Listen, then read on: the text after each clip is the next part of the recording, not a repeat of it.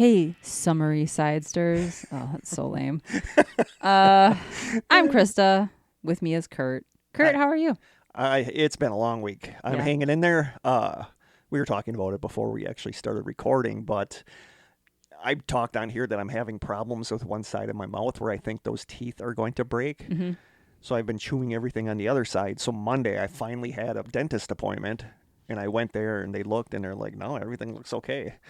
And I'm like, seriously? And they're like, yeah. They said you might want to get a crown on the back one eventually, but they said everything looks okay. So then I was like, okay, thank God I'm done with the dentist.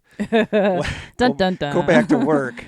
Wednesday, a resident gives me a Tootsie Roll, a flavored Tootsie Roll, and I love super flavored. chewy. I love flavored Tootsie Rolls.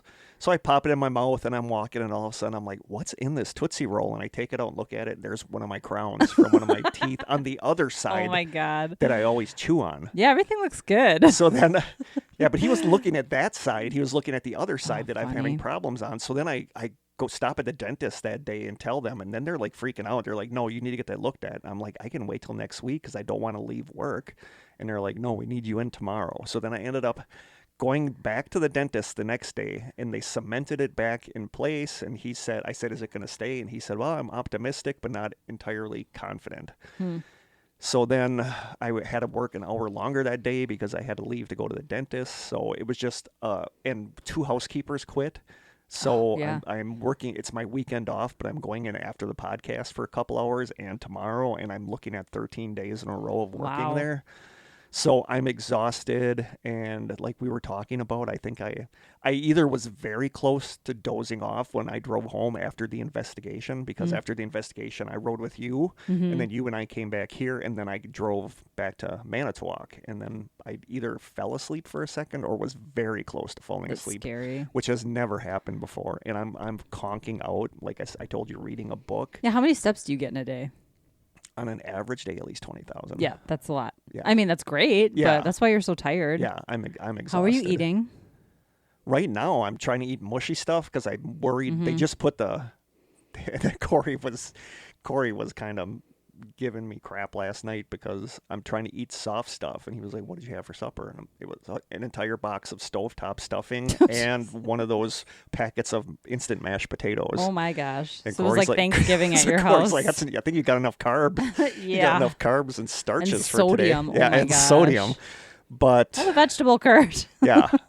But right now I'm just trying to eat soft stuff. So You know, you can cook vegetables. I bought an air fryer. Okay. And good. I made chicken. Like I got the cheap Walmart chicken strips and I made them and I'm like, oh my God, these are like from a restaurant good. We cook salmon in ours all the time. So I'm in love with my air fryer. I just haven't been able to use it because of my tooth. So by the way, if you're just tuning in and you're like, what is this podcast even about? Trust me, it's about strange stuff. We're wondering what it's about too. Yeah, we're not sure. We're 9 seasons in and we have no idea. We do have 20 minutes of just chit chat. So if you don't want to listen to this, you can hit pause, check the show notes, and we'll have the timestamp of the topic start ready for you. But funny story, not really funny, but my coach at work, one of my coworkers gave him a Starburst and it cracked his crown. So he had to go get a crown fix. And the dentist is like, no more Tootsie Rolls, no more taffy. Yeah. And it sucks because regular Tootsie Rolls are okay, but flavored ones like lemon, lime. Oh my God, those are so good. I like the regular ones. I haven't had a Tootsie Roll and I can't even tell you. Are we going to talk about our investigation or not? Do you think we'll do an episode on it, or at least I don't know if there's enough of it. Maybe we'll play some of the EVPs next time, or one of these upcoming ones. But I think Mark has to go through his but we actually had some kind of I cool think I stuff caught happen. an EVP. I think you caught a couple at least. Thing with the REM pod was cool. Yeah, that was your weird. Estes method. That one we should maybe play the Estes method. Yeah, we totally could. We'll maybe do part of an episode about it next time. Yeah. Maybe like an episode where we have another topic. Yeah. Yep. Anything else? You're getting all packed? Oh yeah. Yeah, we took a picture in front of our empty bookshelves this morning. Is work slowing down for you a little bit? No, not even remotely. No. We're halfway through the year. We're in the middle of a huge upgrade at work, multi-system upgrade, and we're not going live till December. Yeah. So that's like, life right now. And but the next episode will be the last one in this place. in this house, I'm thinking maybe for the next episode, because we always reference it, and we're always like, we're going to do an episode about the New World Order or the Illuminati. yeah, that'd be cool. I figured let's maybe do that for next Sure, episode. I like it. Okie dokie. Yeah, we got but trivia questions coming later that are way easier than last week's or last episode's, because I don't think anybody got those. Even Corey was stumped.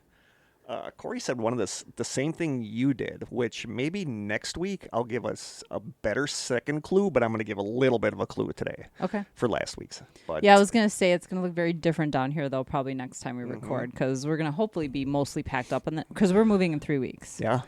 It's coming fast. And but we have a lot of stuff to take off. Week. We're going to be off that week, and we're going to do I'm going to stitch together another 2 side sessions and release that. Yeah, it'll be our midsummer break that we tend to take every year. And I actually managed to download the one that I didn't have that I really liked, where we talked about like 25 cool or funny travel destinations around that was the a country. good one. Yeah, so I got that one. So yeah, should we jump into the taste test? We have no packages to open. I stopped at the mailbox yesterday. Cool. I wanted to find a certain thing because I'm going to be mentioning it when I come to the trivia about this country because it's huge there. Okay. And that's yerba mate. Oh, so I wanted to find just plain yerba mate, and Google was constantly lying to me because I would where can I find yerba mate? And it's like CVS right by you has it. Meijer has it. This vitamin shop in Manitowoc has it. So I went to each of them and they ain't got it. Oh, so I ended up getting this, which has it in it, but it's not entirely, but I think it sounds really good. Okay. Catch. Good catch. Thank you. Oh, I just whacked the microphone, so sorry about that, guys. Apple mate. Oh. Yeah, I think that sounds really good. So hopefully, is this caffeine free then? No, there's caffeine. Oh, there is? Okay. I just like to know because I don't drink a lot of caffeine. No, and that's why I got a small coffee from Quick Trip instead of We make mostly like half calf at home now because I've gotten very sensitive to coffee. Or to caffeine, I should say. I should talk into the microphone. Sorry, guys. You don't have to drink your entire one. I don't want you all bouncing off the walls. I don't mind as long as I know why my heart is jumping out of my chest. It's when racing. I don't know why it's jumping out of my chest and I'm like, wait, what's going on? Okay, let's see if I can open this. At least I have a package to struggle with. Shout-outs to our newest strangers, and those are Anne-Marie Baldassare, who used to be a member, but I think she got hacked or something. Oh, really? Yeah. And then Sean Van Horn. Thank you guys so much for joining our Strangers Facebook page. Well, and then I just ripped this open without taking a picture. The worst. I'll be looking for a new co-host for the Strange Sessions. Wow. Rude. Rude. It smells really good. Yeah, it's going to be interesting figuring out where we're going to record at the new house. Oh, that does smell good. I know, and we got so many messages about the Bigfoot. Uh-huh. In Chilton. Mm-hmm. Yeah, that's interesting. There's a really good place to eat in Chilton. What is it? Bar. Oh my God, Aaron and I went there. Spuds, okay. Yeah. Interesting. Okay, I'm going to pour some hot water here from my little electric kettle. Do we have any other housekeeping? I can't really think of anything. Ooh, here. I don't know. I don't know. That was terrible. That was terrible. Housekeeping. I had lunch with Jeff and Joe yesterday. Oh, how are they doing? Not yesterday. Yeah, it was yesterday. How are they doing? Really good. Good. Yeah, we went to a new Asian-style restaurant in our town here, and I would love to have them on the podcast again. Yeah, we talked about it. Joe joking, because I was talking about the new house, and he jokingly was like, when are you going to have us over? And then he was like, haha. And I was like, no, actually, we still want you guys on the podcast, so that'd be a great time to come see the house. That would be, really. Because they kind of birthed this. Yeah. Yeah. It was the three of us that started the whole podcast. They birthed the Strange Yeah. Sessions. Actually, our podcast was not successful in any way, shape, or form, but we sure had a lot of fun, the three of us. So we might have to wait to actually taste this for it to cool off a little bit. Yeah. This shouldn't be boiling. I mean, it boiled a while ago. Okay. It smells really good. It does smell really like good. Apple pie. I love anything So what apple. is mate? Yerba mate is, it's in my trivia things, but I don't really delve too much into it. But should I just start and then we can drink this like during the trivia? I think we can taste it now. You think so?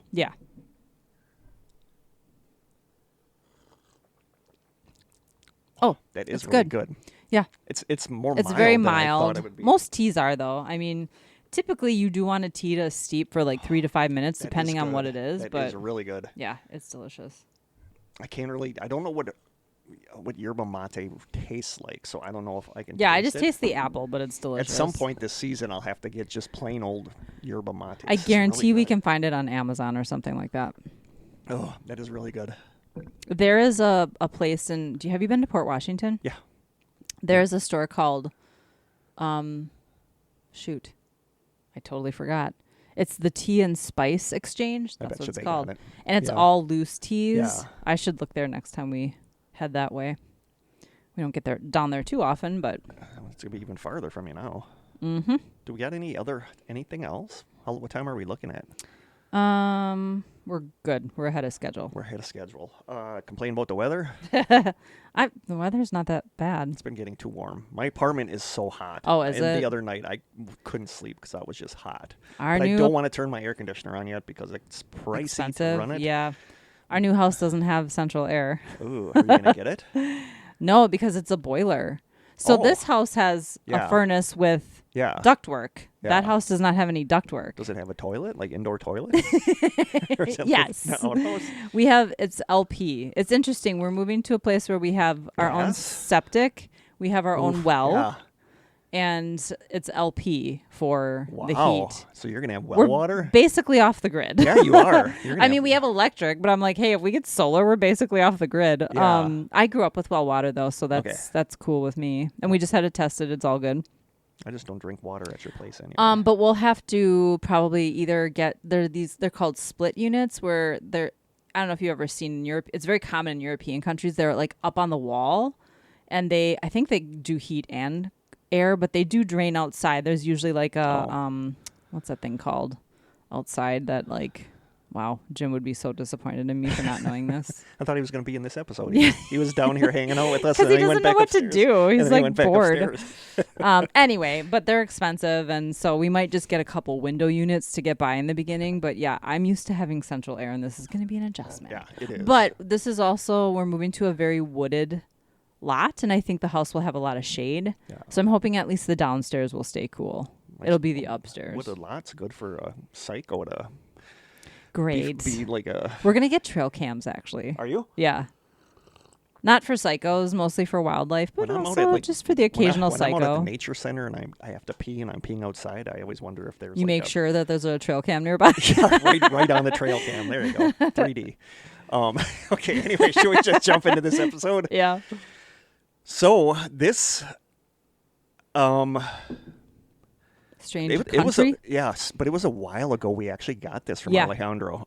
He sent us because we had been talking, I think, about doing a Strange Countries episode, and he actually sent a long PDF Yeah. that he made for us to do an episode about Argentina. So this is going to be our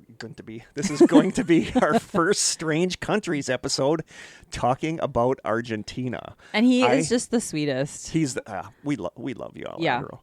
I didn't do a whole lot of research for this episode. Well, he did it all for He you. did it all for us. He literally sent a PDF full of research. He did a great job. I added like one thing to the cryptids and one thing to the ghosts. But Did other you than do that, weird laws and stuff like that? no, I did not do weird. I did trivia, but I didn't do weird laws because I feel like doing that for another country is disrespectful because there might be It's reasons. cultural. It's Yeah, cultural. I where get the you. United States, like, you know, getting just a have- ticket for having a moose in your bathtub is funny anywhere, but I don't know what the cultural differences Sure. are, and I I hear didn't ya. want to be rude. I knew literally nothing about Argentina before I started Yeah, this. same. And it's beautiful. Like, Argentina is just gorgeous. I looked up to see if there were any Argentinian actresses that I had a crush on, and there actually Gotta be is, at least one. There actually is one. She was on Alias, a couple episodes of Alias. So Alejandro's the one who he was building a house, right? And Yes, certain episodes yes. reminded him of rooms that Yep. he had just completed in his house. I Yep. love that. Argentinian. Have you seen like pictures of Argentina? I imagine it's very tropical and gorgeous. That's what I'm picturing. Like But- it's Maybe not specific. Maybe, I don't know. I haven't intentionally looked. Maybe I should look right now. Argentina. So the actress that I have a crush on is Mia Maestro. She was on Alias for a couple episodes. I think she's really, really pretty. Okay. But yeah, like I didn't dive too deep into looking at Argentina, but it's really, really pretty. It's an amazing country, and some of the fun facts are really interesting. There's like mountains. Yeah. Oh wow, it's beautiful. Jeez. Are you ready to jump into this? Let's hear about Argentina. So Argentina, officially the Argentine Republic, is a country in the southern half of South America. It covers an area of 1,073,397 square miles, making it the second largest country in South America after Brazil, the fourth largest country in the Americas, and the eighth largest country in the world. That's crazy to me that it's the eighth largest country in the world. So here are 10 fun facts about Argentina. I got them from travelersworldwide.com, amazingfactshome.com, and nomadpreneur, like entrepreneur, nomadpreneur.com. So number 10, and I'm not a dance guy. Like, I don't watch Dancing with the Stars. Yeah. But the tango is hot. The tango is a sexy dance. Yeah. I watched a couple like videos and I'm like, dang. Yeah. Tango is hot. It's like flirtation in motion. Tango, a very sensuous dance, started in Buenos Aires, Argentina back in the 1880s. Tango has been said to, quote, be a vertical expression of a horizontal desire. Ooh. As couples dance closely together and gaze into each other's eyes. Yeah. So tango originated there. Is that like the quintessential, the woman's got a rose in her mouth? Yes, okay. like that. Like tango is hot. Holy buckets. When you visit Argentina, you will see this dance enjoyed on the streets and social events. If you time your visit just right, you can attend the annual International Tango Festival and World Cup, which generates visitors from around the world. Fun fact number 9, yerba mate, a caffeine-rich hot beverage, originated in Argentina. Chris is taking a drink. This popular staple is made from yerba mate plant's dried leaves. The iconic yerba mate plant is a symbol of community, trust, and friendship. Families and friends gather together and pass a gourd filled with yerba mate, sip from straws, and share stories and conversations. Well, now I really want to try like the actual yerba mate. Yeah, but it's neat that it's we're it's like about community. Yeah, we're like England has tea. They have this, but it's very much a community. Like the more I looked into Argentina, the more I really think they have their act together with almost everything, especially one of these coming up that I was like, wow. But number 8, this one I don't get. Number 8, the national sport of Argentina is a competitive game called El Pato, a mix. Okay, and before I do any more, I am going to massacre these names because I cannot pronounce things with a rolling R. So I am going to massacre it, and I am, from the bottom of my heart, sorry. I am not disrespecting you. So I just suck at pronouncing things. But on the other hand, I don't think they would have an easy time pronouncing Waiawiga, Akanamawak, Wapaka, Ashwaubenon. All of our Indian, our Native American. So if I massacre these names, I am sorry. The national sport of Argentina is a competitive game called El Pato, a mix of polo and basketball. This sport is specific to the country. I'm trying to picture that. Yeah. This sport is specific to the country and embraces its unique culture and history. To score, players on horseback try to get a rubber ball into a netted hoop. Pato translates as duck, which was originally used instead of a ball. A duck? Yeah. That's what I'm like. Are they like throwing a duck? Like a basketball? Please tell me it's a rubber duck. I don't know. I think it's a legitimate duck. Someone needs to explain this to us. Yeah, Alejandro, we need you. Yeah, Alejandro. What is El Pato? Did they throw a duck? Ooh. Yeah.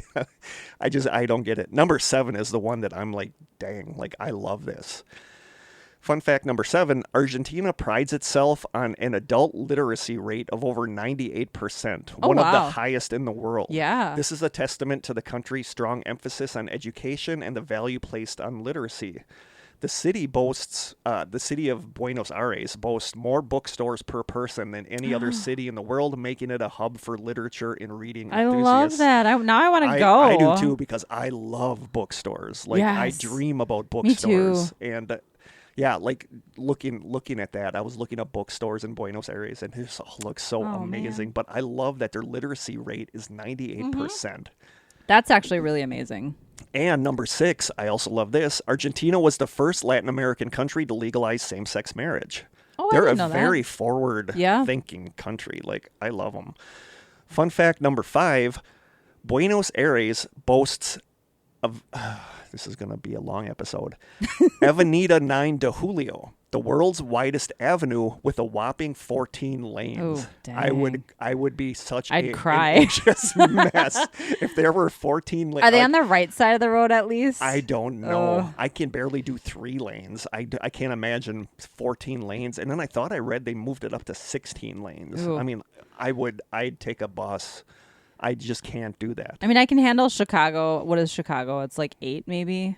It's like 4 and 4 is Yeah. what I'm saying. Yeah. I think anything more than that, and it's like, No, I need to take this exit, and I'm like 12 lanes you're away. Like 12 lanes. Just Probably go through bumper them to all. bumper. Just go through them all. That's something I'm like really anxious about when I'm driving in Yes. unfamiliar territory. Yeah. Is what lane do I need to love be in is for when my you have, exit? like, Google Maps tells you what Yes. lane you need to be what in. It's side like, of the thank road God it's for on? that. Yeah. Because sometimes your exit is on the left, Yep. and that's confusing. Yep. Fun fact number 4, in the town of Kachi, there's a designated UFO landing pad. Oh. It was built by a resident who claimed to have had a revelation from extraterrestrial beings. I love that. Number 3, government officials banned parents from naming their children Messi. I think that's how you pronounce his name. He's a soccer player. Oh. He's like a famous soccer player. Messi in the football star's hometown. It is pretty much impossible to talk about Argentina and not mention football, which we call soccer. After all, Argentina is a regular World Cup contender, having won the tournament 3 times and has produced some of the world's best footballers. So you cannot name... It's a ban to name your children Messi because they thought everybody was going to do that, and you would have literally That's thousands. hilarious. Yeah. Yep. Number 2, and I never knew this. Number 2, when you think back to Argentina in the 18th and 19th centuries, romanticized images of rugged horsemen are likely to spring to mind. These nomadic cowboys, known as gauchos, have become a symbol of the country, and stories about their escapades have long been woven into literature and folklore. Gauchos are known for their bravery and also their distinctive dress, which is still worn today. Perhaps the most notable part of this costume is the woolen poncho, which makes a great travel souvenir. And it's cool. Like when you look them up, it's like looks like a cowboy with a serape with a wool poncho. So that's Okay. what gauchos are. I think of the pants. Yeah. Yep. But they like we have cowboys, they have gauchos. And fun fact number 1, in 1977, Argentinian officials sent pregnant woman Silvia Morella de Palma to Antarctica so they could claim ownership of some of the continent when the first child was born there. At the time of her journey, Silvia was 7 months pregnant, and her son Emilio was born on January 7th, 1978. He was the first person ever born in Antarctica. Wow. Despite Argentina's coming. Wow. Despite their cunning plan, the claimed territory of Argentine Antarctica is not recognized by the rest of the world. Even though they should, if that was the first person born there, Yeah. and they were of Argentinian descent, 100%, I think they should have got that. They sent a team of people with her, right? I'm hoping they did. She didn't birth that baby herself, did No, she? I'm hoping they In did. Antarctica? Yeah, I would Oh. love. Do you ever see like those TikToks where, it's like somebody in one of the stations there, and they said 7 a.m. in Antarctica, and they open open their the door. It's Yeah. just like desolate, And you're blowing. like, no. Yeah, yep. I would love to visit Antarctica. No, not me. Oh my No, God, thank you. I would love that. I think I could happily be stationed in Antarctica by myself for I'd rather be in months. Argentina. Oh yeah, Argentina. Yeah. And Argentina is very close to Antarctica. Like usually if you're going to Antarctica, Argentina is where you go first, and then you go from there to Antarctica. All right, ready for some cryptids? Yes. You know I am. I know you are. Thank you again, Alejandro, for all of these, because I didn't do much in this episode. I really didn't. Argentinian cryptid number 5. Luison. Louison? Louison? Yeah. The Louison, also called lobazan or huko, is a creature half man and half beast whose figure bears similarities to the European legend of the werewolf. It's a mythological... The what? Werewolf. It is a myth... Not the werewolf. Werewolf? Werewolf. It is a mythological being of Paraguayan cultural heritage, very popular in the country and in the northeast of Argentina, southern Santa Cruz or Bolivia, and northern Uruguay. There is a popular belief that the seventh son of a family with exactly 7 male sons, without exception upon reaching 15 years of age, transforms into a Luzon. They protect flora and fauna, while others devour men and women, others steal children and whistle, Wow. terrorizing anyone who hears. I prefer the first one. Yeah, the Louison does more harm than just this, though. He is also said to make life in the afterlife impossible. He plays with the destiny of the soul, which becomes irredeemable once he intervenes in the climax of his evil work, one of the many reasons why he is so feared. And that's crazy to me, where if you think of Bigfoot, yeah, it's scary. But this thing doesn't also... have an impact on this your thing afterlife. Also, this thing also ruins your soul. Wow. So you no longer have an afterlife. That's so, usually not a cryptid no, that's characteristic. That's hard. That's heavy stuff right there. Yeah. It makes your soul irredeemable, and then you have no afterlife. That's rude. On Fridays and Tuesdays, as the shadows of the night begin, he goes to take over towns, villages, and cities in his twilight advance. The Louison loses his human form to transform into a dog with sharp teeth and a diabolical intent that seeks cemeteries to roll over the corpses and feed on them.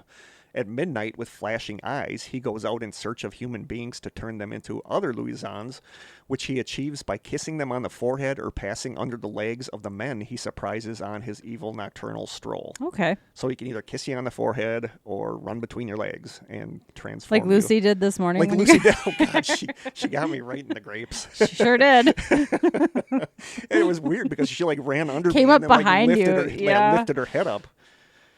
She was very excited, okay? Maybe she's a Louison. Maybe now I'm one. Yep. You know. She does have sharp teeth. She does.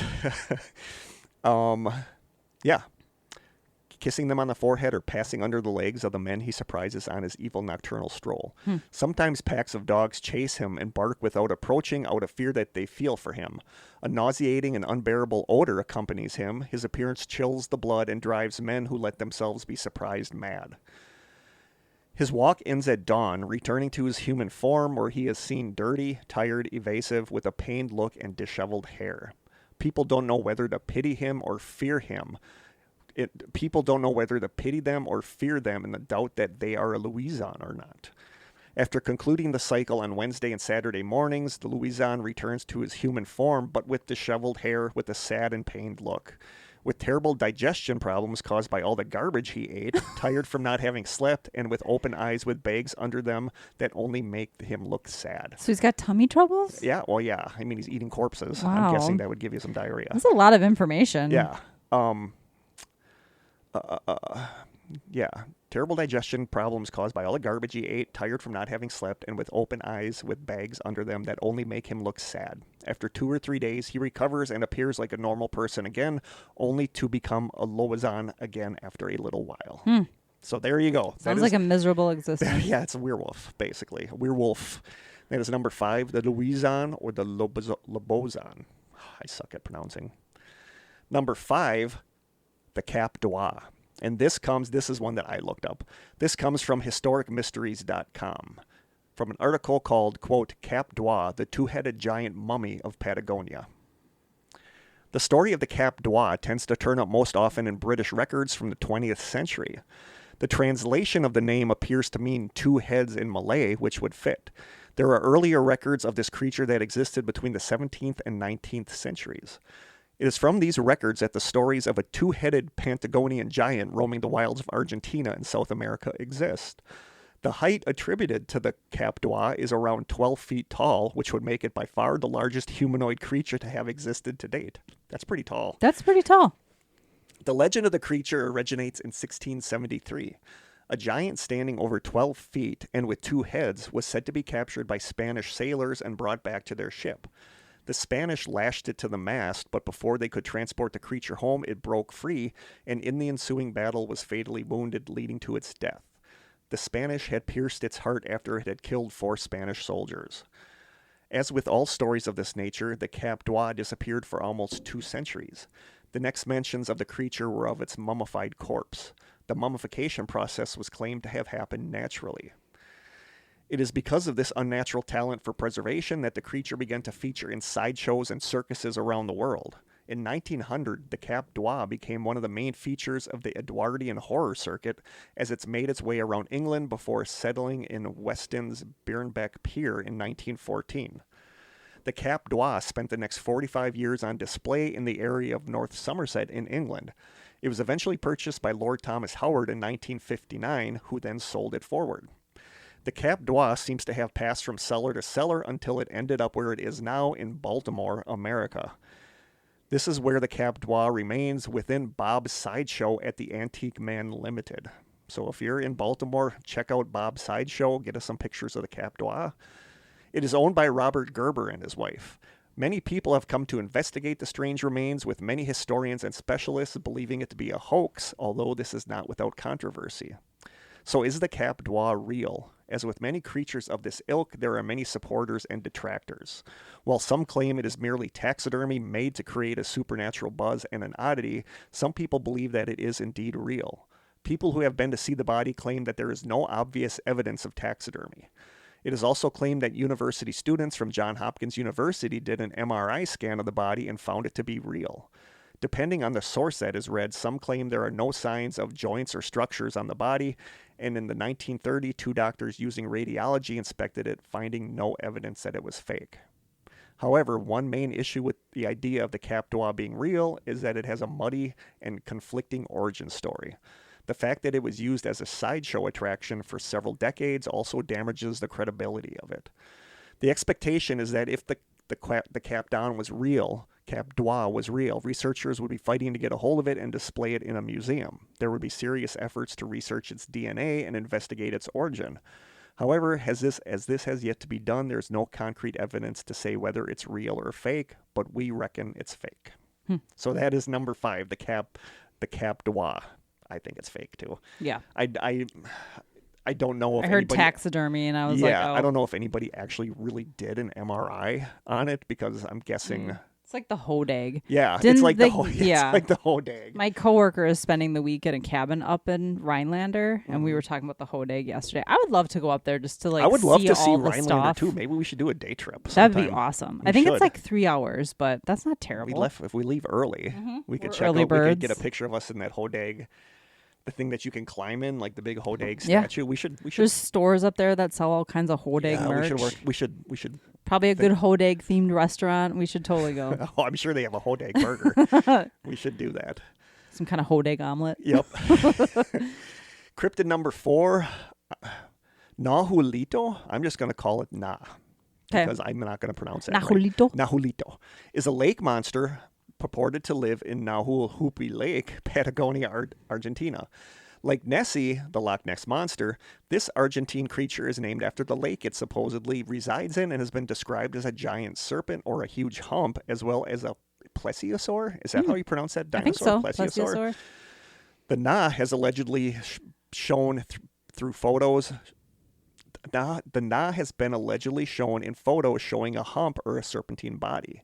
Many books and articles state that the legend of the Na dates back to before the arrival of the Spaniards, earlier than 1540. These conquistadors then heard about it from the natives and recorded it in their chronicles. But this is false. Not one reference of this beast can be found in print before the early 20th century. Despite what is written in sensationalist articles, it is only in the 1920s that we find the first mention of a strange water creature in that lake, not earlier. It was apparently first seen around 1910, but it was only made public in 1922, coincidentally with a plesiosaur expedition. The article was published in the Toronto Globe, Canada in 1922 under the headline, quote, "Local man lays claim to having caught sight of a giant plesiosaur."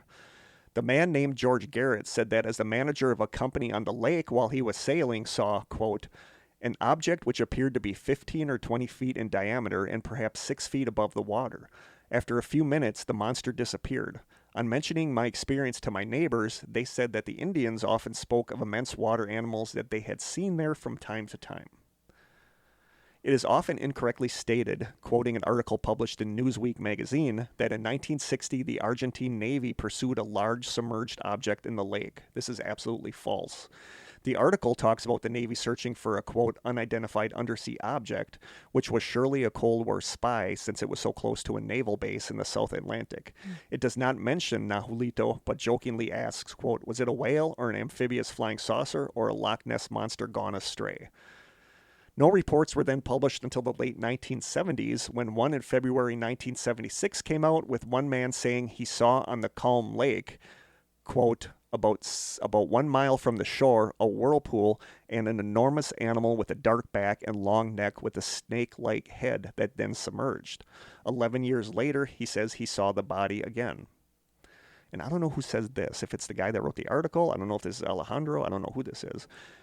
Then it says, in autumn 1976, my parents' friends Coca and Vincent saw something unusual. Their home overlooked the lake, and they had seen strange things in the past, but had explained them away as currents, wind, etc.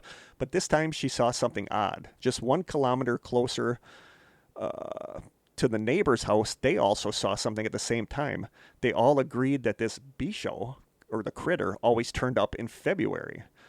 Hilda's sighting was published in March 1978, and she recalled that it was a beautiful fall afternoon, the lake was very calm, and then, quote, something odd crossed the waters at a considerable speed, leaving a great wake. She said her husband looked at it through binoculars and noticed what seemed like a long swan's neck, and then it turned towards the coast, and it took on the appearance of a post, and then it disappeared in the midst of a great stirring of water. She judged its size as being about 16 feet high. Wow. That's pretty big. Sounds very Loch Ness Monster. It does. It sounds almost exactly like the Loch Ness Monster. In May 1979, people near the lake reported seeing something large moving in the water about half a kilometer from the shore, but others believed it was just a tree trunk. During the 1980s, a local reporter, Carlos Bustos, named it Nahuelito. In October 1986, Miss Stella Marie Lopez saw an oversized animal with a snake-like triangular head and a pair of scale-covered humps. December 1986, an engineer, while returning in a speedboat from a picnic, saw something moving at 15 to 18 miles an hour. His daughter Martina took a photograph, which was published in a local Argentinian magazine. He said, quote, at first I thought it was a submarine, then I saw a serpent's head and behind it fins like those of a dolphin or shark. So you got a lot of people seeing this thing, actually. They all describe slightly different features, though. Yeah. A Forest Department employee said that she had seen 2 humps, and when using binoculars, she saw, quote, a great dark splotch that moved at a great speed. It was seen again and then filmed 11 days later. The short clip, whose author is unknown, showed something moving quickly across the waters of the lake, leaving a wake and at least 2 dark objects creating it. A witness noticed its, quote, angular head of a giant snake and the look of an antediluvian animal. It's an antediluvian I don't animal. know. Okay. In 1989, a group of tourists I'm going to Google it. saw a creature 66 feet long moving under the water. One of the group photographed it and said it was similar to a submarine being underwater, but its movements were too flexible. Oh. Of or belonging to the time before the biblical flood. Oh, so like dinosaurs were. Yeah, I guess. Yeah.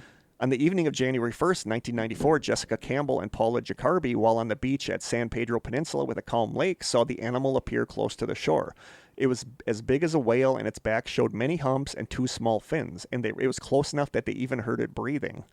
But like most sightings, they did not see its head. It reappeared twice, and when it swam straight towards Miss Campbell as she sat on a rock by the shore, she ran away from it, as I would too.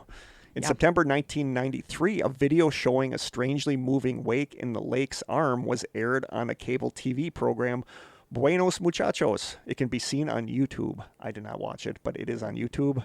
Okay. But most recently, in November 2007, a woman named Rosalba Painful saw close to the mouth of the river to the east, quote, an animal or something like it, enormous and not at all like a cow or deer. It came out on the shore and then went back into the lake, disappearing. It had like a head, but it didn't look like anything known. It was just very big. So it can come out of the water. Yeah, it just waltzed out of the water for a little bit and then Did went it have back. legs? Apparently, if it came out of the water. But this that is quite is the conglomerate of different features. That is the Naharuto? Nahalito. Okay. Interesting. Very Nessie like. What do you think of lake monsters? I just I don't feel buy like it. there could be a lot of misidentification going on. Yeah. Does this lake connect to any larger body of waters? Like, Yeah. I don't know. But there's a lot of people that have seen something. Mm-hmm. I should have watched this video to see what I thought, but I haven't yet. But it is, if you look up Nahalito on YouTube, you'll probably see this video. One of the hard parts about doing an episode like this is I would type Argentinian ghosts, and all the websites would be in a different language, and I didn't know, so that's why I'm so thankful Alejandro did this. Yeah. So we get to cryptid number 3, Sukarath. The first Patagonian monster was reported shortly after Magellan discovered Patagonia. French cosmographer André Thevet wrote about a mysterious beast, the Sioux or Sukarath. This fierce and fast creature was excellently described by Jesuit priest Pedro Lorenzo in the early 1700s when he said, quote, "Towards the Patagones, or Patagones, I don't know how to pronounce that, a very fierce animal can be found. It is called a Sioux, or according to some others, Sukarath, and it is usually found on the riverbanks. It has a hideous figure. At first sight, it seems to have the face of a lion or even that of a man, because from its ears grows a beard with hair that is not too long. Its body narrows towards the rear, its front end is very large, its tail is long and very hairy, and with it, it hides its pups that it places on its back. This does not prevent it from running swiftly away. It is carnivorous and hunted by the local natives who are interested in its fur because, being a cold climate, they protect themselves from the weather with it. It totally sounds like a lion. The usual way of hunting them is to dig a deep hole, which they cover with branches. The unwary beast falls into it with its brood, and seeing no way out, either out of generosity or anger, it tears its own children apart with its claws so that they do not fall into the hands of men, roaring at the same time to terrify its hunters, who, coming close to the mouth of the pit, pierce the beast with their arrows." Well, that's horrifying. That is horrifying. But that is number 3, the Sukarath. Could it just be a big cat? Yeah. I know that lions carry their cubs on their backs, but... Yeah, but that's what this one does. But Jim swears, on his way up to work yesterday, he saw what looked like a cougar dead on the side of the road. Seriously? Like, he only saw like the hindquarters and the tail. But he said the tail was like 3 feet long, and it was dark at the end. That's weird. It was not a deer. It was not a dog. Chupacabra? Well, we have big cats in Wisconsin, and But not I believe, cougars. we do. Do we we? have cougars in Wisconsin. Seriously? Yeah. And it was like, was it Manitowoc area? It might have been. He freaked out. He called me. He's like, "You won't believe what I just saw on the side of the road." He was like, "This is going to be in the news or something." Now I'm worried about walking on my trail.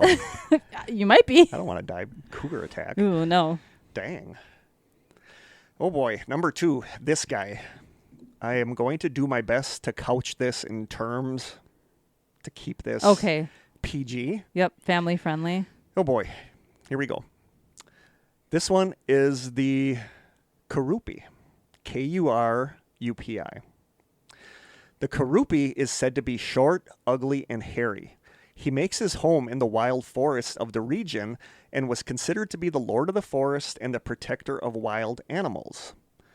Kurupi's most distinctive feature, however, is his humongous male organ that he can wind around himself several times like a belt. Oh. Yeah. Okay, like a belt. Like a belt. Okay. I'm probably lucky if I can even get to the belt loop. Due to this feature, he was at one time revered by the Guarani as the spirit of fertility. Kurupi is often blamed for unexpected or unwanted pregnancies. His male organ is said to be prehensile, and owing to its length, he is supposed to be able to extend it through doors and windows to impregnate sleeping women without even having to enter the house. Okay. Together with the Pombero, which is going to be number 1, Kurupi was a scapegoat used by adulterous women to avoid the wrath of their husbands and by single women to explain their pregnancies, including cases of sexual abuse. Oh, my. Children fathered by the Karupi were expected to be small, ugly, and hairy, much like their father, and if male, to inherit something of their father's virility. Oh. In some cases, Karupi is blamed with the disappearance of young women, supposedly stealing them away to his home in the forest for use in satiating his libidinous desires. Dang. That is the Karupi. Okay. He is packing. Yeah, he is apparently. packing. Holy cow. I looked it up just to make sure I'm not insane. Mountain lions or bobcats are native. Yeah, I wonder if it was a bobcat. It could be, but cougars have been sighted in Wisconsin. They think probably coming from other states. Really? So, yeah, could be. Huh. But we do have bobcats, or AKA mountain lions here, Do we too. have Karupis? God, I hope not. Get a screen for your window or something. Ooh. Screen for your window. And what brings us to cryptid number 1, the Pombero. Pombero's original name is Kari Par, the man of the night. He is said to be primarily nocturnal creature. Although accounts of the Pombero's appearance and nature vary slightly from one community to the next, he is usually described as being short and ugly with very short arms. They're also ugly. Yeah, That's very rude. short arms and hairy hands and feet. His hairy feet are said to give him the ability to sneak up on people silently, and the touch of his hairy hands said to bring a cold shiver. The Pombero generally dwells in rural areas, living in the forest, although he will sometimes choose to inhabit an abandoned house. As a forest dweller, the Pombero is said to be able to imitate the sounds of various forest creatures. Most specifically, it's believed that the Pombero can imitate bird songs, especially those of a nocturnal variety, and such is viewed as something of a protector of the birds, which is cute. Yeah. Many witnesses of the Pombero say that before he appears, you hear his whistle. And again, we got whistling in the woods. Nope. Never a good thing. That's a big nope. Most are so frightened of garnering his wrath that they never whistle in the woods again. One common aspect of the myth among various base societies is that the Pombero protects the birds from children who hunt them with slingshots. The Pombero is generally viewed as a harmless troublemaker. Owing to his preferred habitat of rural forests, the targets of his mischief tend to be rural farmers. Among his favorite activities are setting loose cattle, stealing eggs, chicken, and honey, frightening horses and causing them to throw their riders off, as well as scattering corn, rice, or other provisions. So he's not so bad. The Pombero is The Pombero is also often accused of impregnating single women either by a mere touch of his hand or by tricking them into having sex with him, and it is said that babies who are born to him are ugly and hairy, and and any babies born that are ugly or hairy are said to be likely the result of a visit from the Pombero. The Pombero. I've not seen too many hairy babies in my day. The Pombero is difficult, if not impossible, to detect due to his silent movements as well as other supernatural abilities, such as his being able to turn invisible, squeeze through impossibly narrow spaces, and other such feats. It is said that one can keep the Pombero from engaging in mischief by leaving gifts out for him, most specifically cigars and rum, although honey is often an acceptable offering. Thus appeased, the Pombero will abstain from wreaking havoc upon one's home and possessions. In some areas, it's believed that repeated giving of the gifts of honey or cigars or rum can cause the Pombero to become friendly to the point where he will guard over one's home, animal, and possessions, and sometimes even leave gifts back in return. The Pombero tends to be the most widespread and pervasive of mythological figures among Argentinian-speaking countries today. In rural Paraguay, for example, it's not uncommon for adults to believe so much in this myth that they leave gifts of rum and cigars out for the Pombero nightly. So Interesting. There you go. There are some Argentinian cryptids. Thank you, Alejandro, so much. Wow. Yeah, I thought those were fascinating. I really did. Yeah. It's weird to me that they have ones that are scapegoats for sexual. Yeah, that's interesting. Improprieties. I have not heard that before. Yeah, no, I haven't either. And now we get to Argentinian hauntings. Number 6, the Eden Hotel. This one's kind of long, but I think this is fascinating. And this might have to be a topic at some point. And this comes from a March 23rd, 2015 article on Medium.com. It says, May 15th, 1937 was a big day at the Eden Hotel, a luxury vacation resort in the western Sierras of Argentina's Cordoba province. In the main dining room, bow-tie-clad waiters rushed to and fro nervously, clanking silverware, champagne flutes, and preparing table settings for hundreds of guests, all in preparation for a wedding anniversary dinner. The resort's house orchestra warmed up in the next room, readying for a long live show.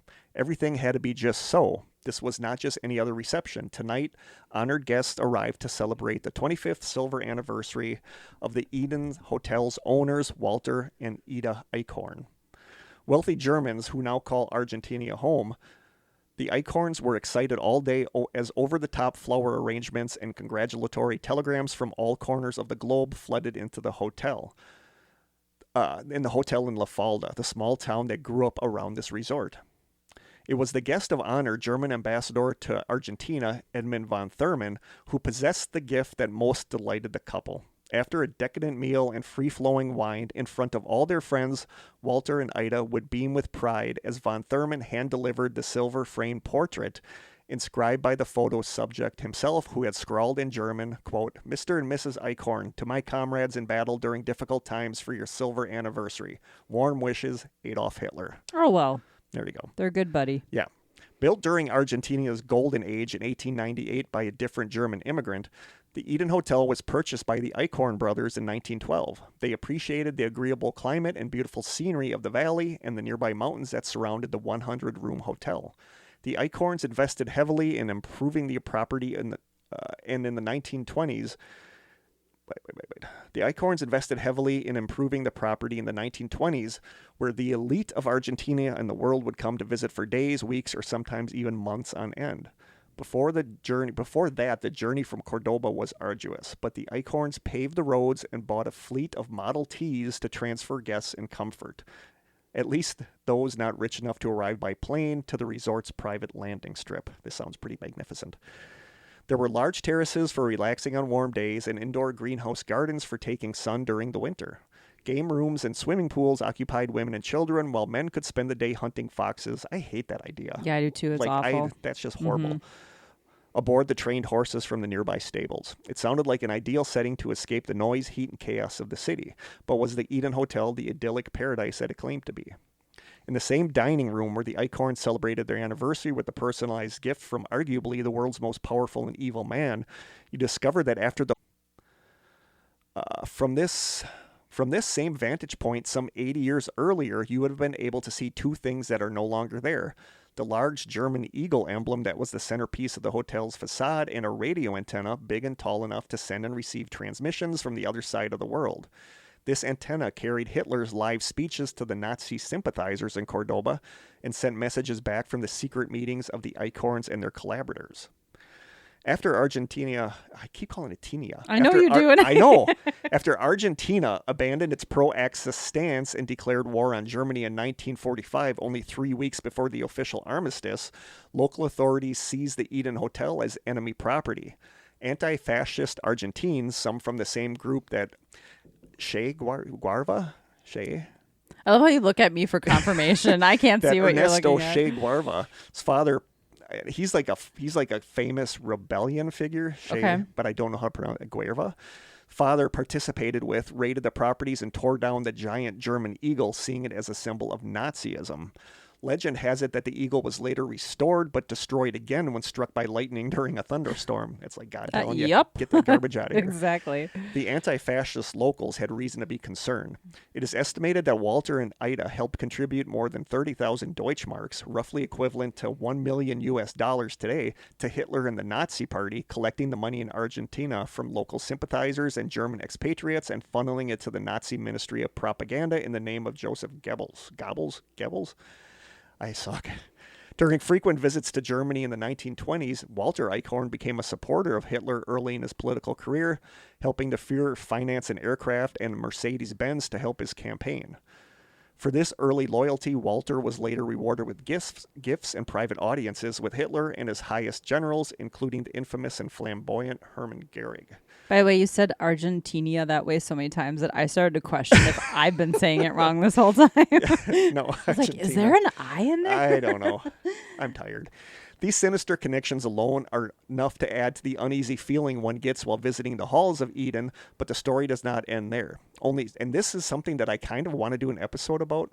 Only some months after Hitler's suicide in his Berlin bunker, the United States FBI released a memo that was declassified in the 1990s.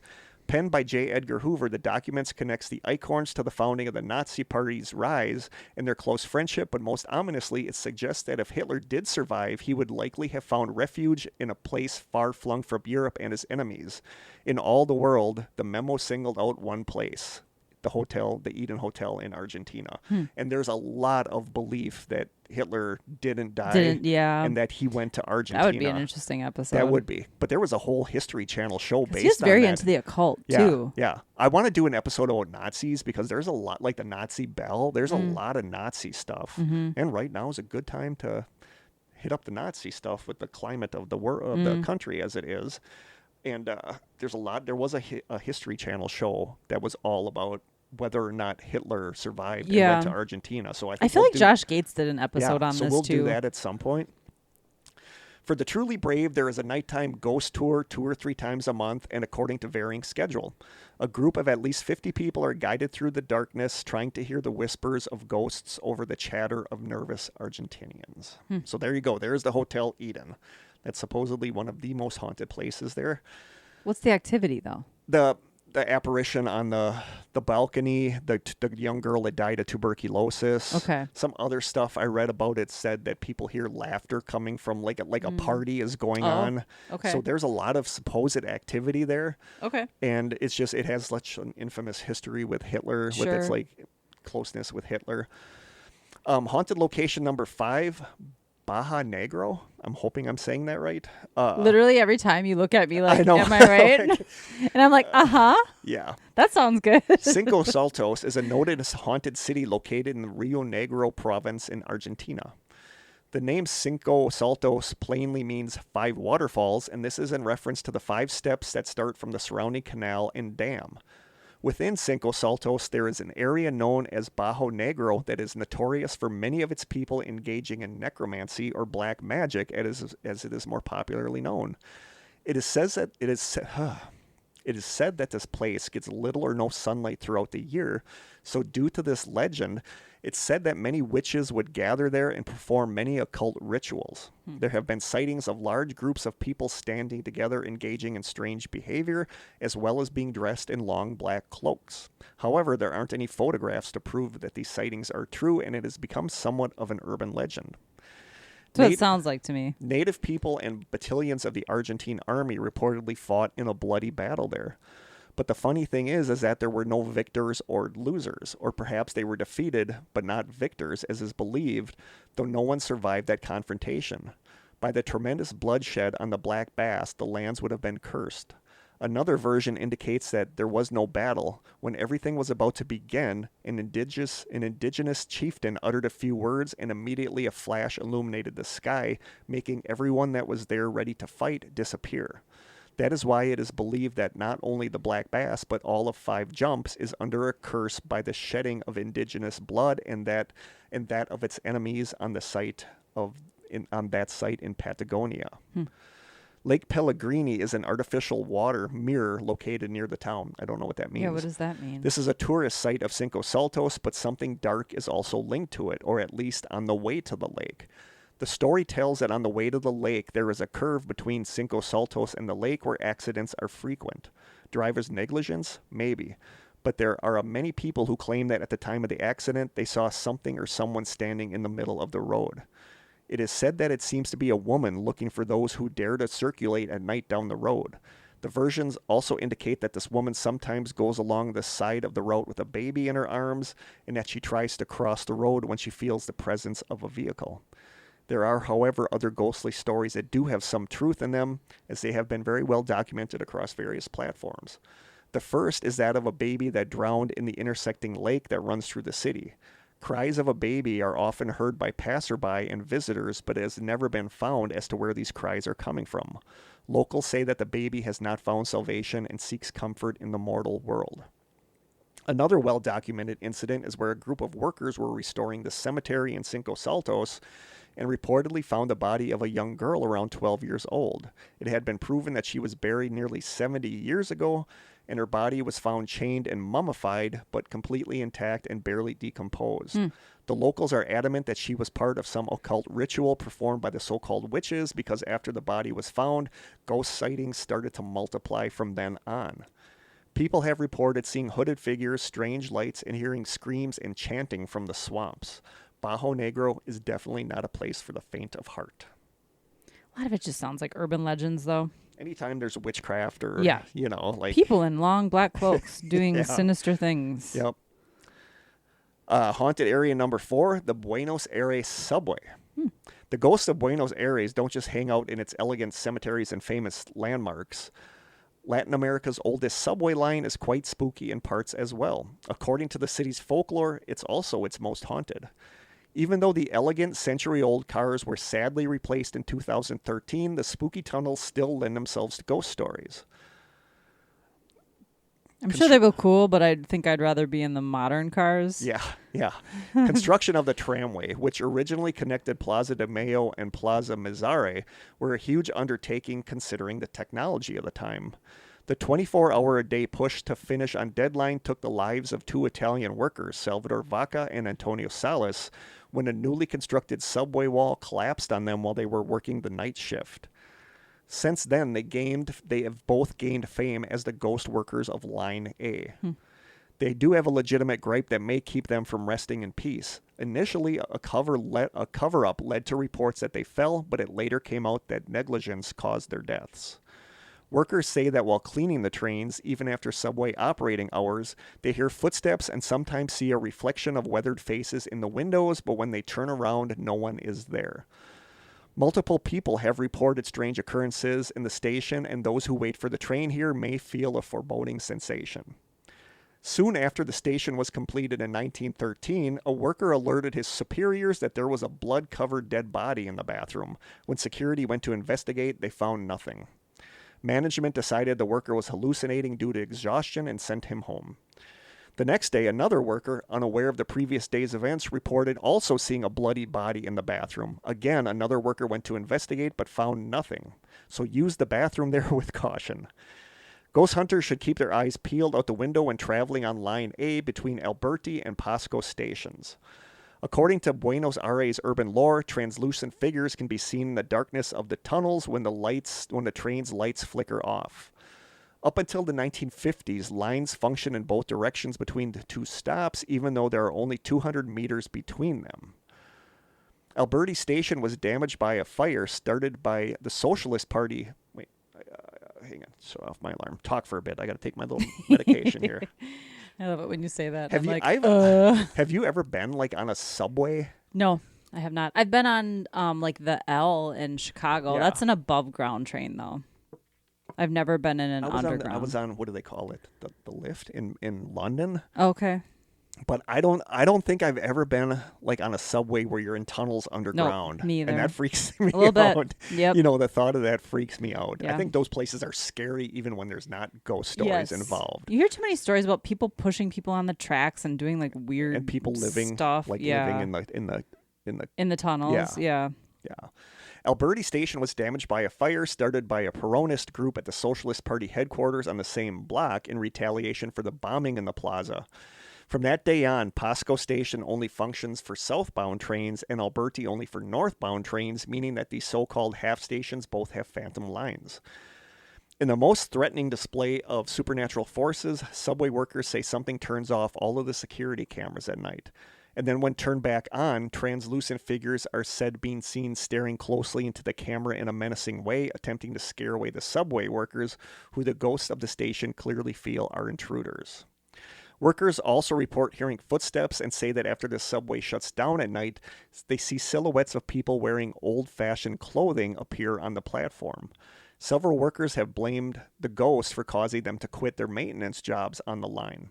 A young woman in a lacy wedding dress also is said to haunt the tunnels. Of course. The story of the Phantom Bride of Line A goes upon realizing she had been stood up at the altar, or in an alternate version, was being coerced to marry a man she didn't love, she ran out of the nearby cathedral and threw herself on the train tracks in a rash decision to end her life. What an awful way to go. Right? Nighttime workers claim the Phantom Bride appears for split seconds, but then disappears when they look back. Thankfully, the young bride's spirit is benign, but a sighting of the Phantom Bride of Buenos Aires is a bad omen for newlyweds. So there you go. Wow. There's always a woman in white. There's always a, yeah. Haunted area number 3. I thought this was interesting, but I don't know. I watched it. It is the Finocchio Sanatorium ghost patient. The chilling video footage showed the moments the sliding door at the sanatorium opened on the early morning of November 11th, prompting the guard to step away from the desk. The worker, whose name is unknown, then removed the retractable belt barrier from the station as if he was letting a person in and appeared to write something down on a clipboard. The incident got spookier when the guard motions with his right hand as if he is instructing someone to walk ahead before he places the clipboard on top of the desk. A second surveillance camera then shows the security guard grabbing the wheelchair and gesturing with his hands as if he was telling someone where to walk. He later pushed the wheelchair against the wall and returned to his desk. And there's a video of him doing this. Like, the door opens and he goes like somebody has walked in and there's nobody there. And then he's gesturing for them for them to go and stuff. And there's like nobody. There's nobody there. I mean, that could be easily faked, local Argentina. Oh my God. Local Argentina. Is it because it's Argentinian? I think so. Yeah. I think so. Local Argentina news outlets reported that the guard had registered the name of a woman who had died at the hospital the previous day. However, the hospital media relations director cleared up the confusion and confirmed that the entrance door has a problem which had caused it to open 28 times during a period of 10 hours. He said that he believes the security guard's strange behavior that was captured on camera could have been a prank. He says, quote, "I don't know if it's a joke or what, but it went viral. I don't believe in ghosts." He added that the security guard, who was hired through an outside agency, never logged in the name of any patient. He says, quote, "They said that the person registered someone who had died, and that is not there. There's nothing. There's no record log that shows this person." What is clear is that either the security guard saw someone invisible to the camera, or he is the greatest actor this side of the continent, and the hospital media relations director is trying to minimize what happened to save the reputation of the hotel. And you can watch this video. I'll maybe put it on in the Strangers. Okay. You know, but like, is the guy just playing along where the door opens and he's pretending that there's someone there, but he carries it on for a little while, which is weird. So I don't know what to make of this one. Yeah. If he knew he was on camera. Yeah. But are you going to do that? Like, I don't know. Maybe. It's weird. I don't know what to make of that one. I think it's just too easily explained to really put too much. It's almost like the Elisa Lam. It reminded me a lot of the Elisa Lam footage where it's like, is this just someone being weird? Except that she was found dead later. Yeah, that's true. Haunted area number 2, the ghost of the Obligado Castle. I'm going to call it the castle. The castle is an architecturally significant private residence located between Ramallo and San Pedro, Buenos Aires province in Argentina. Set along the banks of the Parana River, the residence was commissioned by Argentinian poet Rafael Obligado in 1896. The estate itself had belonged to the Obligado family since the land's 1789 purchase. Hey, you're nailing that name. Thanks. The design for the home, commissioned to German-Argentine architect Adolfo Buttner, was based on neo-Gothic architecture by request of the client. I didn't know that there were so many German Argentinians. I didn't either. Obligado wished to evoke the settings later described in the works of Scottish writer Sir Walter Scott, a favorite of his wife Isabel. Completed in 1898, the 3-story residence includes 37 rooms and 9 baths. I wish I lived there.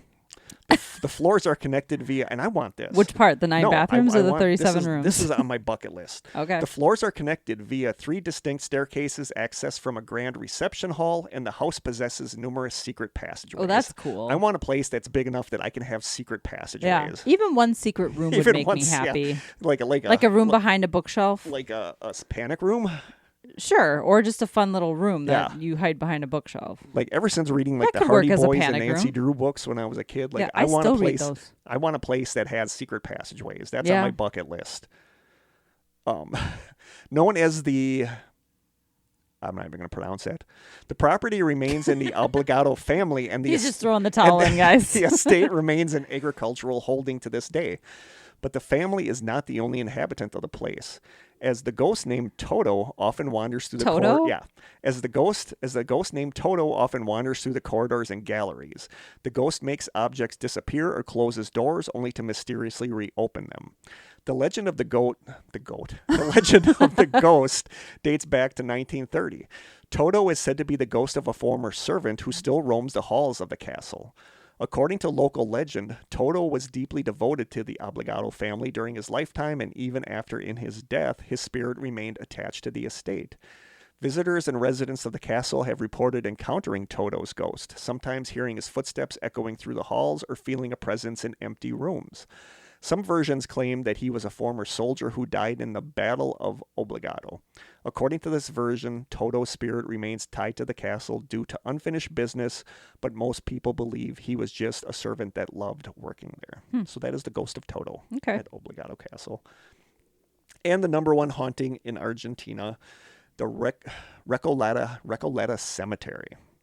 The Recoleta Cemetery and the haunting of the Dama de Blanco, or the Lady in White. Again, ladies in white. Lots of ladies in white. The Recoleta Cemetery is renowned for its stunning architecture with rows of ornate mausoleums lining narrow pathways. Each mausoleum, it's beautiful. I watched like videos of this cemetery. It's so beautiful. Each mausoleum is uniquely designed, reflecting a variety of architectural styles, including neoclassical, Art Deco, and Art Nouveau. Intricate carvings, elaborate sculptures, and intricate ironwork adorn many of the tombs, showcasing the craftsmanship of the artisans who created them. The cemetery is not only a place of burial, but also a repository of Argentina's history and culture. Many of the culture's most prominent figures are interred here, including political leaders, military heroes, artists, and intellectuals. On the eerie streets encircling the cemetery in Buenos Aires, tales of the spectral figure known as La Dama de Blanco, or the Lady in White, remain firmly etched in the minds of residents and ghost aficionados. Her spectral charm is considered remarkable, and her tale a chilling reminder of the mingling between life, death, and the supernatural at Recoleta. There seems to be two possible candidates of who the spirit is for the ghost that roams the narrow cemetery streets. Number one, Rufina Cambereses. I'm just going to call her Rufy. Rufy was an Argentinian socialite that died unexpectedly at the age of 19 in May of 1902. What follows is part of the legend. There are versions, reversions, and perversions, as in any legend. Rufina was said to be the daughter of Eugenio Cambereses, a politician and important writer of a fallen aristocratic family, and Lucia Balchi, who was a dancer, which for that time meant being more or less a lady of loose morals. Oh, okay. So she was promiscuous. Okay. But her beauty was such that she had many suitors in high society. Rufy fell in love with Hipólito Yrigoyen. He was in his 40s, and at that time an important lawyer and later two-time president of Argentina. They maintained a platonic relationship common at the time before marriage. As the time passed, he finally invited her to their first public date to go to the Teatro Colón Opera House. So she's 19, he's 40. Not very odd for back then, though, No, I don't think. They stayed platonic, and he's inviting her on her first public date to the opera house. Okay. Excited about the invitation, she thought that night after the opera house, they would consummate the love that had so far remained in the realm of suggestion. A friend went to visit her that morning, and they talked about the subject. The friend, whose name we do not know, was acting strange. She had something to tell her. She wanted to spare her the humiliation. She ended up confessing what she knew, and that what everyone seemingly knew except her, that Yrigoyen, the guy that she was going to consummate with, was the secret lover of her mother, Lucia. Oh, wow. Rufina was speechless. She told her friend that she didn't feel well, that she needed to rest for a moment in her room, and that she should leave her alone. She climbed the stairs and never came back down. 2 hours later, the family's maid found her in her bed. Because of the unnatural position of her body, she didn't seem asleep. She tried to wake her up, talking to her, shook her by the shoulder, but she did not sit up. An hour later, the family doctor came to the house. Just by looking at her, just by touching the coldness of her skin, he already knew that she was dead. He said that she had died of a syncope, literally of a broken heart. Oh. That same night, they buried Rufy in the family mausoleum. As was customary at the time, the same night they buried Rufy in the family mausoleum, as was customary at the time. Her mother, distraught, threw herself on the body before they nailed the coffin lid shut. She screamed that she wasn't dead, that she couldn't be dead. Among relatives and friends, they had to hold her arms, take her away, and sedate her to calm her down. This is where the caretaker comes into play. The caretaker's role was at that time that of a security guard. Since the bourgeoisie buried there got buried with their jewels, there was a great danger of looters who took advantage of those first couple nights when the bodies did not yet emit an unbearable smell to rob them. That's so... I can't imagine that. Strange. The caretaker was... it seems strange to us. Yeah, but like Marilyn Monroe was buried with like this really, really expensive necklace, and a lot of people have tried to dig her get up. that. The caretaker made nightly rounds with a kerosene lantern hanging from his hand. The next dawn, while patrolling the area of the mausoleum, he heard noises, deep noises. The caretaker stepped back and almost fell. He ran out to alert the family. The next morning, Louisa and a family friend went to the cemetery. Accompanied by the caretaker, they opened the old creaky door of the mausoleum. The first thing they discovered was that the coffin had been moved. The men went in and opened it with crowbars. The second thing that they discovered was that the coffin lid was scratched from the inside and that her body had been turned over, now laying face down. They discovered that her jewels were still there. Rufy had scratches on her face, neck, and chest. Under her nails were the remains of the coffin wood. They began to understand that she had woken up at some point during that night in the dark, hearing the sound of her breathing, still calm, with the gusts of the memory of that morning, the dreadful revelation that she had been interred alive suddenly hit her. She reached out, touched the inner velvet of her own coffin. She screamed until her voice tore apart. She pounded at the coffin again and again. The truth is that she died that night from suffocation. Oh, they didn't have those bells? Yeah, no, they did not have those bells yet. More rumors about why she collapsed in the first place have been told throughout the years, creating more drama leading up to her collapsing. Among other things, it's said that her friend supposedly told her that she was Yugi, the guy that she was going to hook up with, she was his and her mom's love child. A true yeah. So what? There's all sorts of stuff. Like Game of Thrones. That just took a turn. A true scandal for the time, and would certainly have sent anyone into a shock. No matter the origin of the story and what really happened that day before going to the opera, the statue outside of the mausoleum is solemn enough to create a number of haunted rumors, as the statue really looks like she is trying to escape. Her family spared no expense on the mausoleum, and Rufy's final resting place is the only mausoleum made of marble from Milan and is decorated with beautiful ornaments. The statue of the young girl with one of her hands on the door, almost escaping, never able to. So yeah, that's wow, that's horrifying. That's one of the candidates. That's the guy she was going to hook up with was actually her dad. that hurt. So I don't know. There's some weirdness going on there. I'll say. The other candidate for the lady in white... She dodged a bullet with that one, I guess. The other candidate for the lady in white is Luz Maria Garcia Velasco. I'm just going to call her Luz. Luz, the daughter of playwright Enrique Garcia Velasco, tragically passed away from leukemia at the tender age of 15 in 1925. Devastated by the loss of her daughter, Luz's mother teetered on the brink of madness. Such was that pain that the family, who was recognized and loved in the artistic environment, obtained special permission to spend the night in the cemetery next to the crypt. There, her mother spent several months sleeping and crying in a small place on the other side of the small gate of the vault.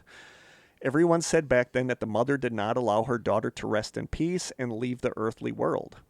In 1930, a young man from high society crossed the corner of Alguncia and Vincelada Lopez just behind the cemetery.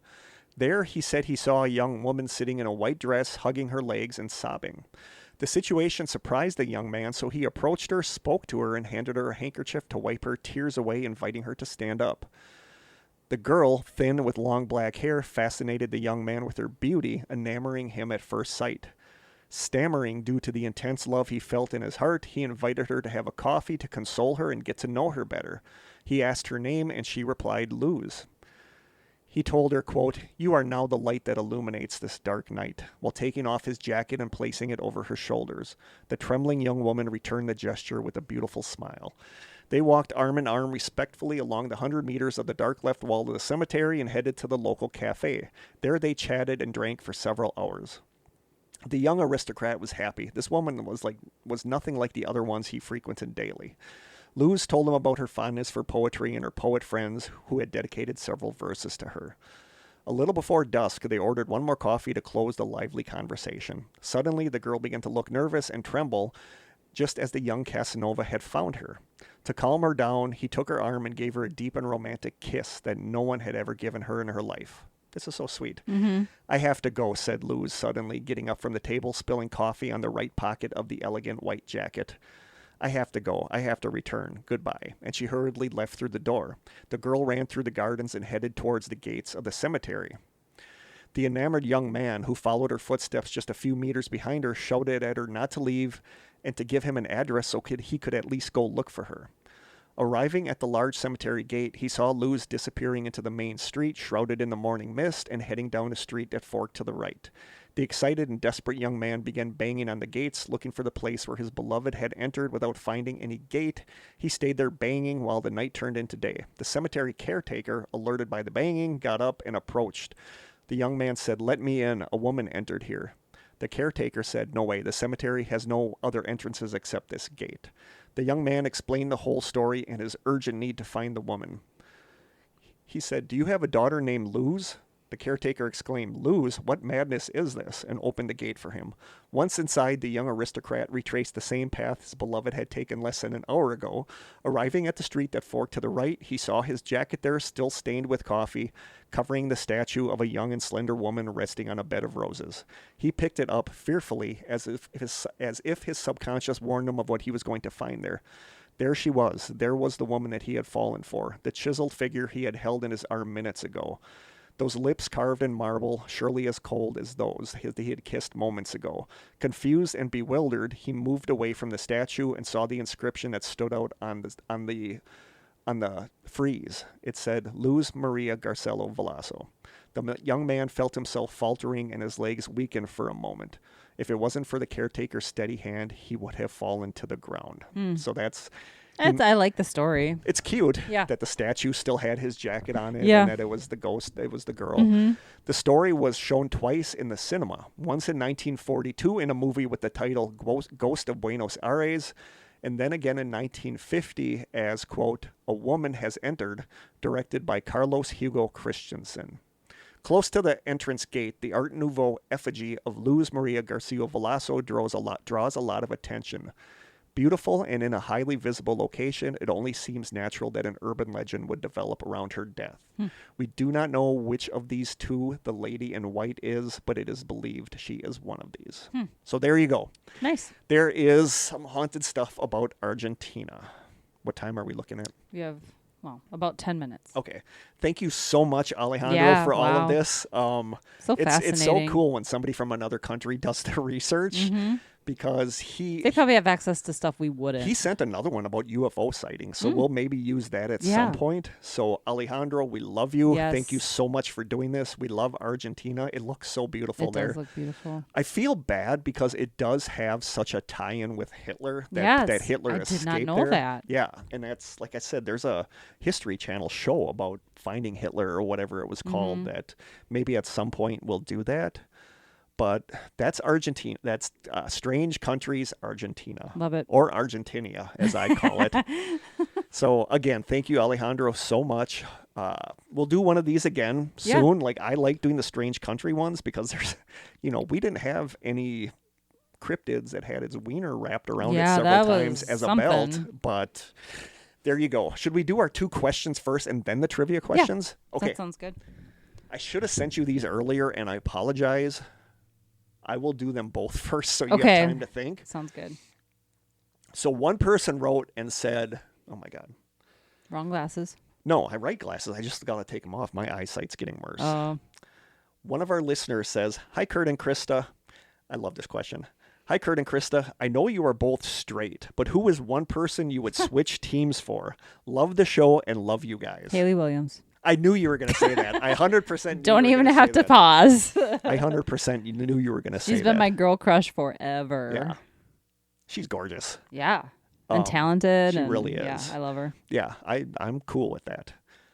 I thought about it. Mine is Jim Atkins, the singer from Jimmy Eat World. Oh, Like, okay. like the video for Big Casino. I was watching and I'm like, he's a good looking dude. And seeing him I gotta in Google it because I have no clue. seeing him in concert now, I'm like, yeah. I'm like, if I'm like, I'd go gay for him, 100%. That's funny. Yeah, so he's one of my man crushes. Josh Gates, obviously. Yeah. What's that guy's name? Jim Atkins. Jim Atkins, Ad. singer of Jimmy Eat World. But yeah, that was the first one that popped in my mind. Okay. It's not very often. I love that we both went like with rock star. With rock stars. Okay. Yeah. You can kind of see it. Yeah. Yeah. So that's mine. Good question. Yeah. Next question. If I had to pick a second one, it would be Dakota Johnson. I love her. Ew, really? Oh, she bugs me for some reason. Really? Yeah. Like you're literally the only person alive who is bugged by her. There's something about her that I don't like, and I don't know what it is. I love her. I don't even know who my second one would be. You just said Josh Gates. Yeah, but that's not realistic. Why is that not? Maybe he's probably more realistic than anybody. That's true. I didn't think of a second one. I don't know. I only did because you said Josh Gates. Okay. I'll have to think of a second one. Yeah, you need a runner-up. I need a runner-up. Aaron said that his three man crushes. Man crushes are Aaron Rodgers, not so much anymore. Yeah. John Bon Jovi and Bruce Willis. Interesting. Yeah, so that's Aaron's. Okay. Love you, Aaron. But yeah, he's soured on Aaron Rodgers. He just likes Aaron Rodgers because his name's Aaron. Yeah, I used to love Aaron Rodgers. I soured on him a long time ago. And question number 2, I really like this one. Obviously from a student. Hey, Mr. K and Krista. What? I love you guys, and I have a question for you. I'm going to be 14 soon, and what is one piece of advice you would give me for life? That's kind of I have 2, and I think I might have mentioned these on the show before, so you can think of yours. My second runner-up is when you are in your early 20s, if you have a good job and can do it, travel when you are younger. Go see different places. Like going to London those years, like 10 years ago, was it now, when I went to London? I'm like, I wish I would have done that when I was younger. Like when you are young, travel the world. Travel the world if you can. I realize that it's expensive and not everybody can. But if you can, even if it's a road trip with friends, do stuff like that when you're younger. My number one piece of advice I would give someone that age is, if you really like someone, like love someone, tell them, because you do not want to be 50 years old and wonder what would have happened differently if I would have told them. There's quite a few people in my life that I had a huge crush on and I never told. And then 40 years later, they're like, oh, I totally had a crush on you too at the time. You should have told me. Yeah. And it's like, what would have been different? Is this the way that it was supposed to be, or could things have been different? So if you like someone, tell them, because yeah, they might say they don't like you that way and it sucks, but it's better than the alternative of being 50 years old and wondering what might have been. That's my advice. That's my advice to you. 2 pieces of advice, something I never had to worry about that age. Get off of social media if you're on it. Yeah. Stay off of social media. It's bad. It's toxic. And realize even if you think realize it that your isn't, influencers you watching and you it's all wish you fake. had their life, It's they all are portraying something that is not realistic. Yep. Yeah. Don't compare your life to what you see online, because none of it's real. So get off of social media if you're on it. I'm serious. Like, you don't need it. No, and so many of my students said they wanted to be influencers and stuff, and that's just absolutely. You know what's not. really tragic and who I just like watching is just beautiful was Gabby Petito. Like there's a Netflix 3-part series about her death, and it's just like, so sad. It just sucks. Yeah. But very good. That's one very good piece of advice. Yeah. Stay away from social media, and if you don't, realize that people only show you what they want you to so believe their curated. life is like. Yeah, it is so curated. Yeah. My chair keeps squeaking. So if you hear that, it's not a man groaning in the background. My second piece of advice, just if you're 14, the things that seem earth-shattering now, and I'm talking about, like, obviously there are things that happen at that age that can be earth-shattering and really affect you for the rest of your life.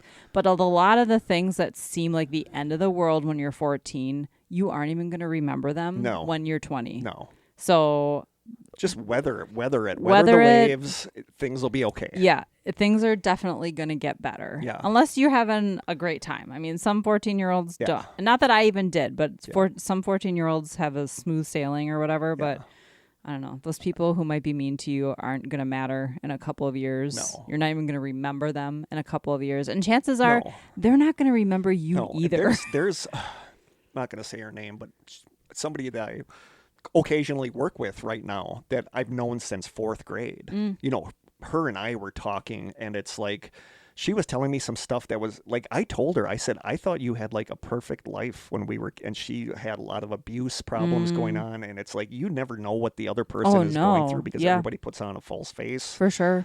But yeah. So and a lot of times people who are acting out and are mean to you, that's coming from someone's mean to them at home, possibly. I can't get into specifics here, but that kind of happened with me at the school where students that I was with, I found out that they had really, really, really bad stuff going on in their background, you know. So it's just, you never know what somebody else is going through, so just be kind. Mm-hmm. And the people who aren't kind to you, you're not going to remember it. No. It's not going to matter in 5 years. Dang, that was deep. We did pretty good with that. Yeah. Should we go on to the trivia? Let's do it. There's one more question for next time. Trivia. So 2 things I want to say. Number 1, I think the 2 that last episode were very difficult. I knew they were going to be. Yeah. Okay. I don't know if anybody got them. So the hint that I was going to give you in the last episode, it's not much of a hint, but Can you repeat the question again? And then give the hint? Yes. Okay.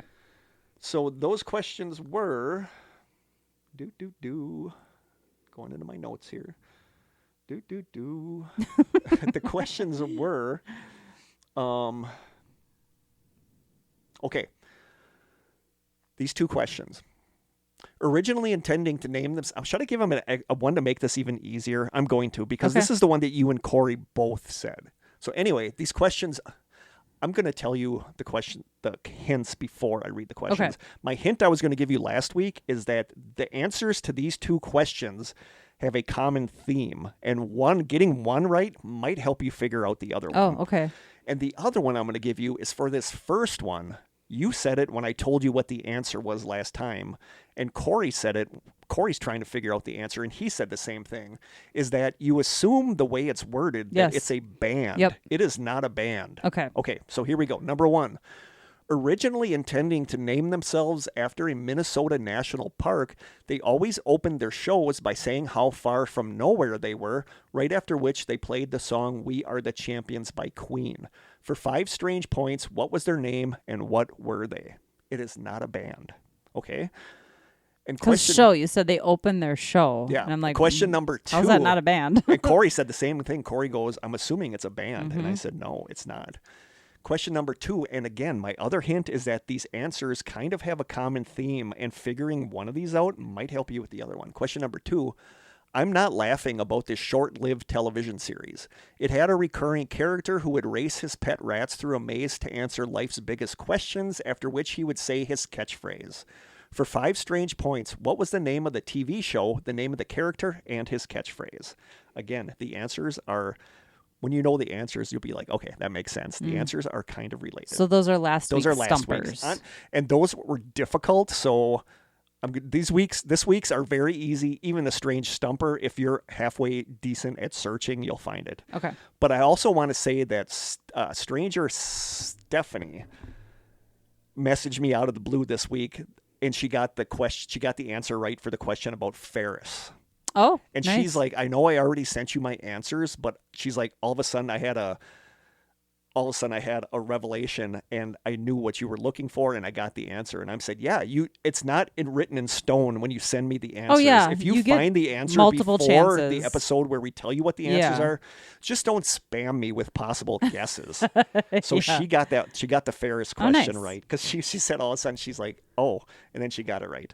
So these questions for this week are much easier. All 3 of these relate to something from the episode. Okay. So even the stumper does. So here we go. Question number 1, trivia. This is weird. For 10 strange points, what is fictional character Joanne's response when Mark asks her where she learned how to do that certain style of dance? Question 1. This is weird. For 10 strange points, what is fictional character Joanne's response when Mark asks her where she learned how to do that certain style of dance? You know, you already know what the style of dance is, don't Yeah. you? Blaine will get this one. The first one. Blaine will know what I'm talking about. Question number 2. One of my favorite songs by one of my all-time favorite bands has a music video that was shot in Buenos Aires, Argentina. In the video, the band can be seen playing in a bar where a couple appears to be getting into a physical altercation that instead turns into the two of them dancing when the chorus starts. For 10 strange points, give me the name of the band and the song.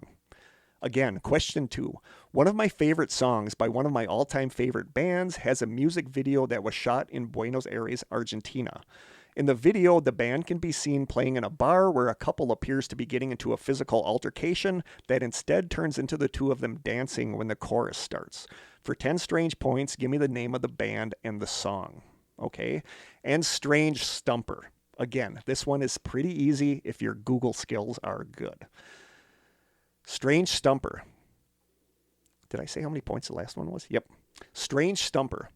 I love it when I can tie something from Wisconsin in with the topic of the episode. Buenos Aires, Argentina has several speakeasy-type bars that are either themed or have a secret entrance, and they're really cool ones. There's one where you go through a refrigerator door. Yeah. That's awesome. Yeah, I love their that. bars there are amazing.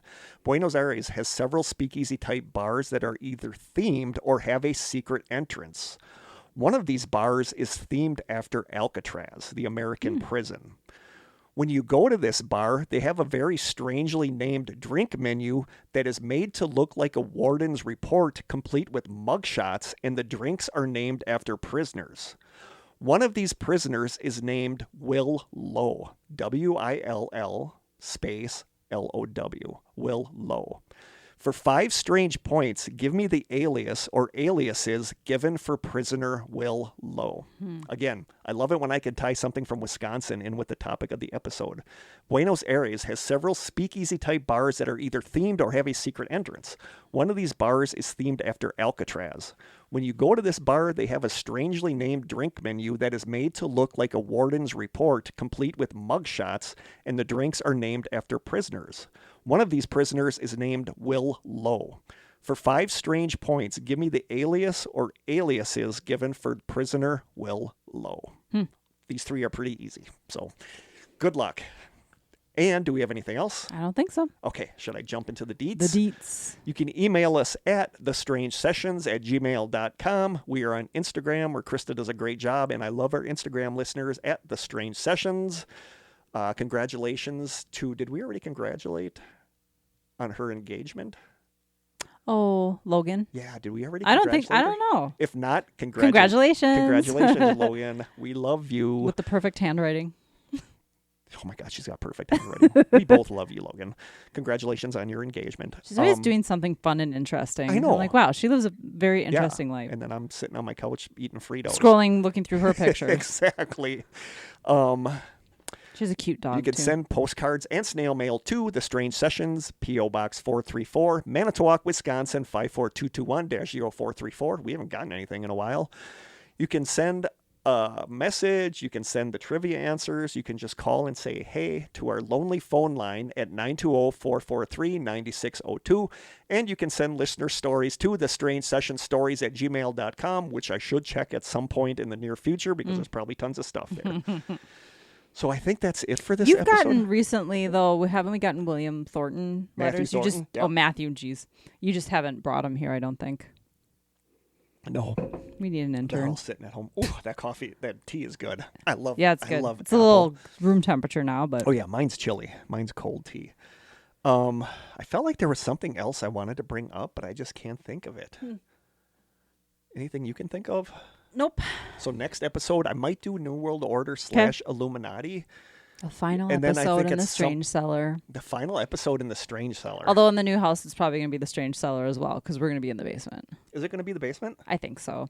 The only other extra room, there's 3 bedrooms upstairs, and then we're turning what they're using as like this add-on dining room into a guest room for my mom. But I don't want us up in a spare bedroom upstairs if there's no air conditioning up there. Oh God, yeah.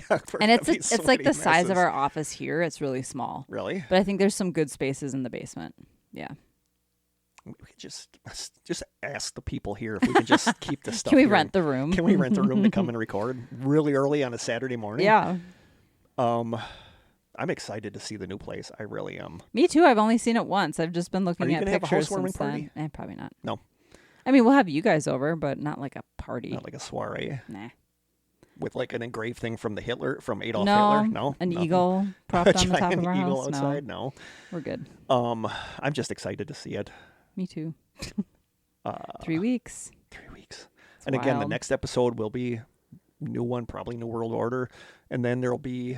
A break. Are you only going to be off? Are we only going to do it 1 week, or do you want more time to settle in? Well, that gives us 3 weeks in a row Yeah. of no episode. Yeah, it's so up to you. Should be fine. Okay. We'll play it by ear, I guess. Side sessions this week. Oh, didn't It's even going think to about be a it. recorded or A researched researched one. Okay. episode. I already got that started. Cool. If there's any ideas for topics you guys want, please send them in, because I can do a listener suggestions. I love doing those. Yeah. I'm trying to think. I can't think of anything else. I'm getting a headache, and now I got to go to work for 3 hours, so that might be a rough day. I hope you guys are enjoying the trivia questions. I love doing these. I sent the 2 stumpers to my friend Chuck that does the questions for the trivia contest, and he's like, "You got me on these." Oh, nice. So they might end up using those in the contest because that'd they're be kind of hard. cool. Yeah, they're super hard. So I think that's it from Krista and I. Anything else you'd like to say before we sign off? Nope. Just thanks for listening as always. Thank you for listening. Sidesters, thank you for subscribing. Yeah. Krista just sent me the allowance. One of my friends is having a hard time, so I sent her money to get a pizza from the PayPal. That's nice. I'm trying to think if there's anything else. I just can't think. We'll talk about our investigation at some point. Yeah. Are we going to go back there? Maybe. I feel like we need to do the formal report and provide evidence before they're like, yeah. Come back. Yeah. Yeah, I got nothing else. Okay. Well, let's wrap it up. Should we wrap it up? I feel like there was something important that I wanted to say, and I'm going to remember it on the drive home. Oh, well. Bring it up next episode. This episode, I'm not even going to say it because it's stupid, because they're going to hear it. I'm going to release the episode super early tomorrow morning because I'm going into work at 7, so I think I'm going to release it at like 5:30 in the morning. Okay. I usually time it for 8 o'clock in the morning, but I'm going to release it at like 5 in the morning, so it's going to come out early. But if you're listening to this, you probably already know it's going to come out early, so this was entirely useless, as probably is our podcast in general. But hey, I guess it's more of a heads up you to guys me. seem to like it, so we love you for that. Yeah. So thank you guys so much for listening, and for the second last time down in this strange stellar, from Krista and I, until next time, stay strange.